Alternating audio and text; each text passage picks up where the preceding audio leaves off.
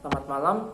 Sebelumnya saya Nathan Arastrani Gusti dengan NIM 37 ingin menyampaikan terkait dengan tugas Perang Peloponnesia dari tugas internasional teori. Sebenarnya, apa itu Perang Peloponnesia? Perang Peloponnesia merupakan perang yang terjadi antara Athena kuno dengan pasukan Sparta dan sekutunya masing-masing yang terjadi dalam dua tahap. Yang pertama, peperangan ini terjadi pada tahun 446 sebelum Masehi hingga 431 sebelum Masehi. Kemudian perang yang lebih signifikan terjadi pada tahun 431 sebelum Masehi hingga 404 sebelum Masehi. Dengan pertempuran yang terjadi dalam kedua pihak ini terjadi dengan adanya bantuan keuangan dari Persia. Yang akhirnya Sparta yang memenangkan konflik ini dengan penghancuran armada Athena yang terjadi pada tahun 405 sebelum Masehi. Penyebab utama perang ini adalah kemungkinan yang terjadi dari kedua kubu antara Sparta dan Athena dalam memperkuat kekuatan mereka, sehingga menyebabkan pengaruh mereka yang saling tumpang tindih dan konflik pun tidak dapat terhindarkan. Sementara Sparta yang sangat waspada terhadap kekuatan Athena terus tumbuh dan mampu membangun armada kapal yang semakin besar berkat upeti dari sekutunya dan tanggungannya, membuat Sparta semakin curiga terhadap proyek Athena untuk membangun kembali benteng long wall mereka yang melindungi pelabuhan Piraeus mereka.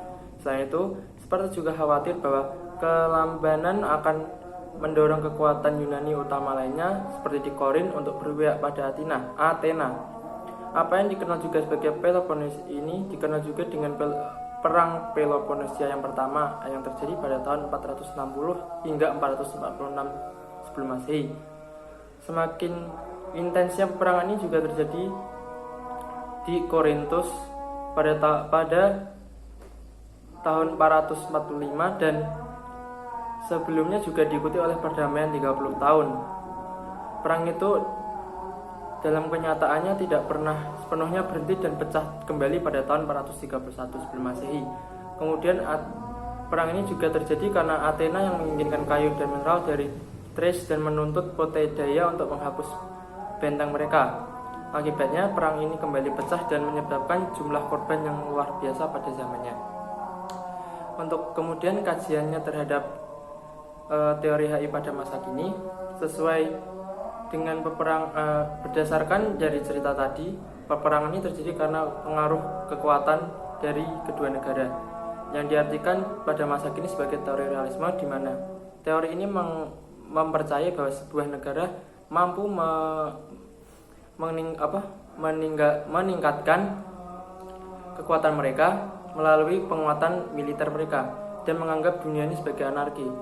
Dan pertempuran adalah hal yang lumrah terjadi sebagai bentuk dari pertahanan dan penguatan dari kekuatan militer mereka.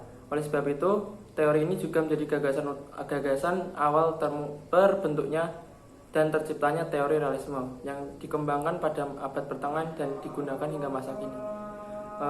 Mungkin itu saja yang bisa saya sampaikan. Terima kasih.